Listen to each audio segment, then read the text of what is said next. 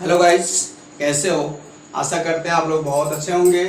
और आज के वीडियो में हम आप लोगों के लिए लाए हैं डीएलएड फर्स्ट सेमेस्टर शिक्षण अधिगम सिद्धांत के जो प्रीवियस ईयर 2022 का सेकेंड लेक्चर लेके आए हुए हैं।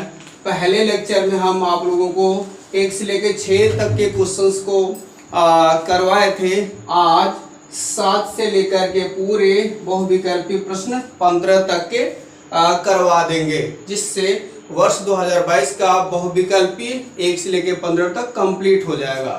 तो देर किस बात की, चलते हैं सारे क्वेश्चंस को समझने और देखते रहेंगे तो सारी चीजें क्लियर होंगी। और बस देखने की बात है, याद कराना और होना ये तो अपने आप हो जाएगा, समझ में भी आ जाएगा आपको। तो देखते हैं पहला क्वेश्चन क्या कहता है। प्रोजेक्ट पद्धति के जन्मदाता है।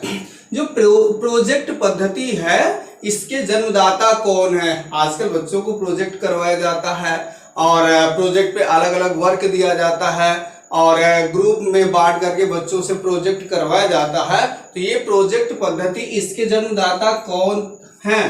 पहला फ्रॉबेल, दूसरा मॉन्टेसरी, तीसरा किलपैट्रिक और चौथा पेस्टोलॉजी। तो ये कौन है, इसके प्रोजेक्ट पद्धति के जन्मदाता किलपैट्रिक हैं। दूसरा क्वेश्चन क्या कह रहा। निम्न में से शिक्षण का सामान्य सिद्धांत नहीं है। कौन शिक्षण का सामान्य सिद्धांत नहीं है। क्रियाशीलता का सिद्धांत, ये तो है। ये क्रियाशीलता का बहुत ही प्रमुख सिद्धांत है। ये बच्चों के अंदर करवाया जाता है एक्टिविटी के द्वारा और क्रियाशीलता के सिद्धांत से बहुत कुछ सीखते हैं। रुचि का सिद्धांत, ये शिक्षण का तो ये भी बहुत ही प्रमुख सिद्धांत है। रुचि का सिद्धांत के द्वारा बच्चों को अलग अलग रुचि के अनुसार कार्य दिए जाते हैं, फील्ड दिए जाते हैं जिसके अनुसार वो सीखते हैं।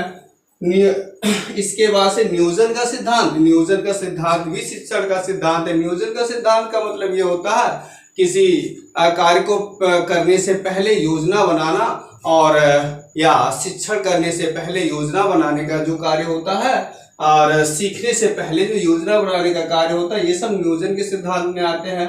ये भी होता है परिमाण का सिद्धांत, तो ये शिक्षण के सिद्धांत में नहीं आता। परिमाण का कोई सिद्धांत नहीं होता शिक्षण सिद्धांत में। तो इसका ऑप्शन नंबर 4 सही है। अगला क्वेश्चन क्या कह रहा। क्वेश्चन नंबर 9 क्या कह रहा। कल्पना और तर्क शक्ति का विकास किस शिक्षण पद्धति से करते हैं। कल्पना और तर्क शक्ति, कल्पना, इमेजिंग और रीजनिंग, तर्क शक्ति का निर्माण किस तरीके से बच्चों में करवाया जाता है। पहला व्याख्यान विधि से नहीं। व्याख्यान विधि तो बच्चे शांत होकर के चीजों को सुनते हैं और उसको समझने का प्रयास करते हैं, इसमें कल्पना और तर्क शक्ति नहीं आती है। प्रश्नोत्तर विधि में कल्पना नहीं होता, बच्चों को विशेष निश्चित प्रश्न होते हैं, उनके उत्तर देने रहते हैं, सोचने की शक्ति आती है। ये खेल विधि भी नहीं हो सकता कल्पना शक्ति बढ़ाने के लिए। कहानी विधि, हाँ ये कहानी विधि ये कल्पना शक्ति और तर्क शक्ति बढ़ाने में बहुत काम आती है। आप जानते हैं पुरानी कहानियां हम अपनों से बड़ों के द्वारा जब सुना करते थे तो कल्पना करते थे कि ये ऐसा हो गया, अच्छा ये ऐसा करता था, वहां पे चला गया तो क्या हुआ। तो ये सारी कहानियां हम अपने से बड़ों के द्वारा सुनते थे। दादी नानी की जो कहानियां होती हैं, इससे बच्चों को क्या होता है, ये कल्पना और तर्क शक्ति, पहले तो कल्पना आती है, उसके बाद से उनके अंदर तर्क शक्ति, मतलब उनके अंदर तुलना करना और उसमें जो है कौन ज्यादा कौन कम, ये सारी चीजों सीखने का काम आता है बच्चों में। इस तरह से कल्पना और तर्क शक्ति के विकास के लिए सबसे सही होगा कहानी विधि, ये सही होगा। अगला क्या करें, सुकराती प्रविधि किसे कहते हैं। ये तो बहुत ही फेमस क्वेश्चन है और बहुत ही आसान क्वेश्चन है, क्योंकि सबको पता है सुकरात प्रश्नोत्तर करते थे, प्रश्नोत्तर प्रविधि के जन्मदाता थे, यूनान के रहने वाले थे और इन्होंने ही ये यूनान प्रश्नोत्तर विधि का शुरुआत किया था, है ना। और प्लेटो के ये गुरु हुआ थे, ठीक है, प्लेटो के गुरु होते थे। और अगला क्वेश्चन नंबर 11 क्या कह रहा।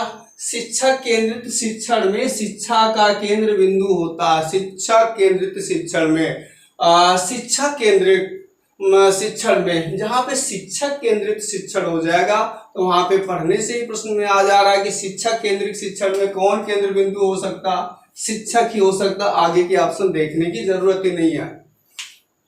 अगला क्या कह रहा, सूक्ष्म शिक्षण पद्धति के जन्मदाता माइक्रो टीचिंग, सूक्ष्म शिक्षण पद्धति के जन्मदाता है, कौन है सूक्ष्म शिक्षण पद्धति के जन्मदाता माइक्रो टीचिंग, जानते हैं माइक्रो टीचिंग के जन्मदाता डी एलन, हाँ एकदम बिल्कुल राइट आंसर डी एलन ही सूक्ष्म शिक्षण के जन्मदाता है।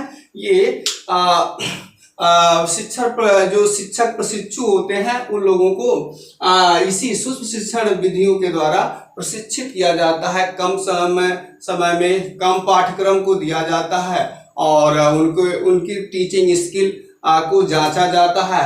फिर सहपाठी जो रहते हैं वो उनकी स्किल और इन चीजों में मतलब शिक्षण करने की विधियों में जो कमी होती है इन चीजों को बताते हैं, फिर सुधार होता है। तो कम समय में ही शिक्षण का एक अच्छा तरीका, एक अच्छी विधि सीखी जा सकती है माइक्रो टीचिंग में, सूक्ष्म शिक्षण विधि में। ये अमेरिकन मनोवैज्ञानिक थे डी एलन, इन्होंने ही इसकी शुरुआत किया था।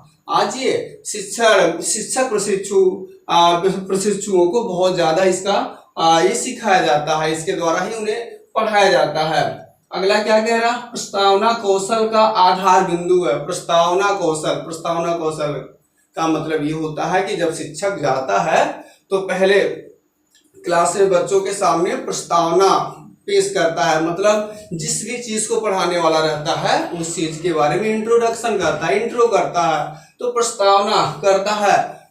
तो प्रस्तावना कौशल का पहला प्रमुख आधार बिंदु पहले ये होता है कि जब शिक्षक पहुंचेगा क्लास में तो वो बच्चों के जो प्री नॉलेज, पूर्व ज्ञान को परखना चाहता है कि बच्चे के अंदर, बच्चे का जो टॉपिक हम आज पढ़ाने वाले हैं, जिस चीज को स्टार्ट करने वाले हैं, इसके बारे में बच्चे का प्री नॉलेज क्या है, पूर्व ज्ञान क्या है। तो पहले वो पूर्व ज्ञान को परखेगा, पूर्व ज्ञान को उठाते हुए, पूर्व ज्ञान को उनके पहचानते हुए, उनके पूर्व ज्ञान के आधार पर फिर नई जो उसे पढ़ाने वाला रहता उस चीज को जोड़ने का प्रयास करता।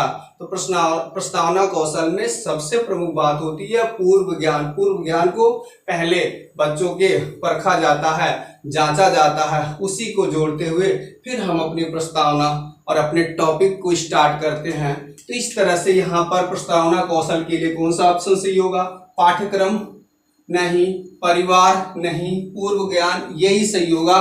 बच्चों में अगर पूर्व ज्ञान है तभी इस नए टॉपिक को सीख सकता है, तो ये सही होगा।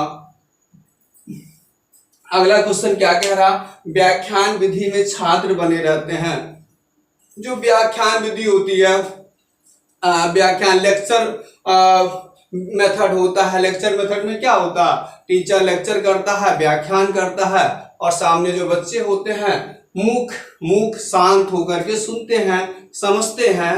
तो इसलिए व्याख्यान विधि में छात्र बने रहते हैं। छात्र कैसे बने रहते हैं, मूक बने रहते हैं, शांत और चुप होकर के चीजों को समझते हैं।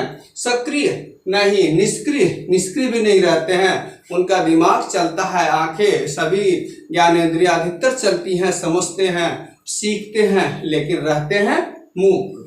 ये होता है।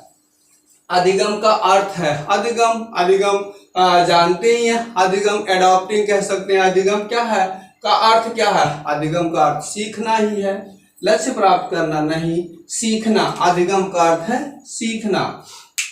तो इस तरह से आज अति लघु उत्तरीय क्वेश्चंस वर्ष 2022 का पूरा कंप्लीट 15 का 15 हो गया।